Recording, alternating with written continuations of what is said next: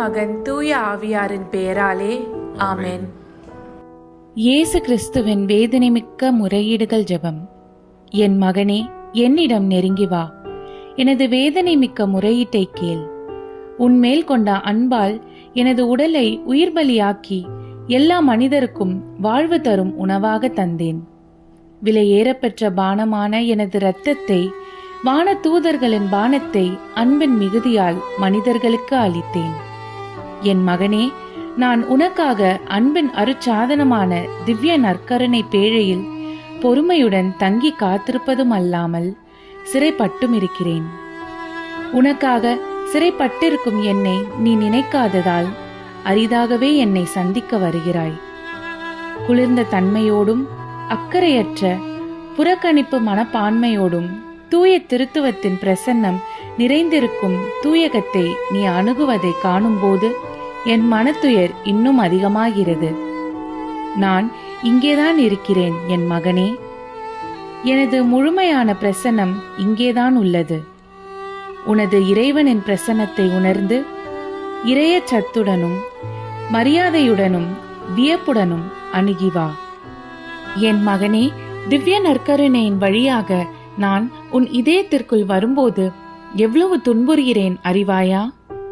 உன்னுடைய பாவங்கள் என்னை கட்டி வைத்து இரக்கமின்றி அடிக்கின்றன. உன்னுடைய இதயத்தில் எந்த ஒரு ஆறுதலுமின்றி இருக்கிறேன். இரக்கமற்ற முறையில் என்னை இழுத்து சென்று கசையால் அடித்து உன் இதய கதவை அக்கிரமமாய் தாளிடுகிறாய். உன்னுடைய பாவ வாழ்வால் இதையே எனக்கு செய்கிறாய்.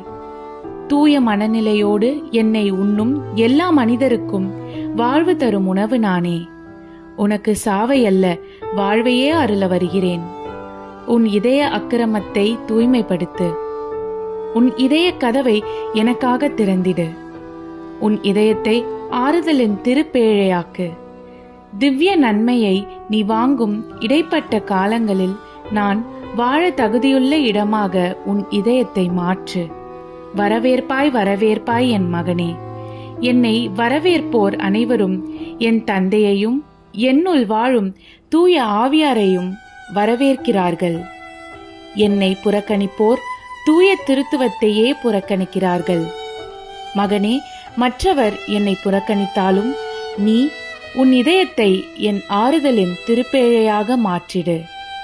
உன்னை மனமாற அழைக்கும் வேதனையுறும் இயேசு கிறிஸ்து நானே. என் இறைவா, என் இறைவா, உம்மையே என் முழு இதயத்துடன் உறுதியாக விசுவசிக்கிறேன். உம்மில் மெய்யான நம்பிக்கை வைக்கிறேன். உம்மையே நான் என்றும் ஆராதிப்பேன்.